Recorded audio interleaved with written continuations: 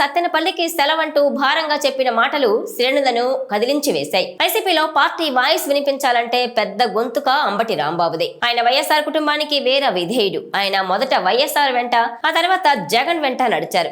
జగన్ కాంగ్రెస్ నుంచి బయటకొచ్చినప్పుడు ఆయనతో తన రాజకీయ ప్రయాణం ఎలా సాగుతుందో కూడా తెలియకపోయినా జగన్ వెంటే నడిచిన తొలి సైనికుడిగా అంబటి రాంబాబుకు పేరుంది. ఆయన గెలిచినా ఓడినా వైసీపీని అంటిపెట్టుకునే ఉన్నారు. ఇక గతేడాది పార్టీ ఓటమి పాలయ్యాక అంబటి పార్టీ కోసమే పనిచేస్తున్నారు. సోషల్ మీడియా ద్వారా అధికార కూటమి మీద పెద్ద ఎత్తున విమర్శలు చేస్తున్నారు. అలాంటి అంబటికి ఆయన 3 సార్లు వైసీపీ నుంచి పోటీ చేసిన సత్తెనపల్లి అసెంబ్లీ నియోజకవర్గంతో రుణం తీరిపోయిందని అంటున్నారు. ఆయన 2014లో వైసీపీ నుంచి పోటీ చేస్తే 924 ఓట్ల తేడాతో ఓడారు. 2019లో అదే సీటు నుంచి 20,000కు పైగా ఓట్ల తేడాతో గెలిచారు. ఇక 2024లో ఏకంగా 27,000కు పైగా ఓట్ల తేడాతో ఓటమిని చూశారు. ఇలా సత్తెనపల్లి ఆయనకు 3 రకాల అనుభవాలను మిగిల్చింది.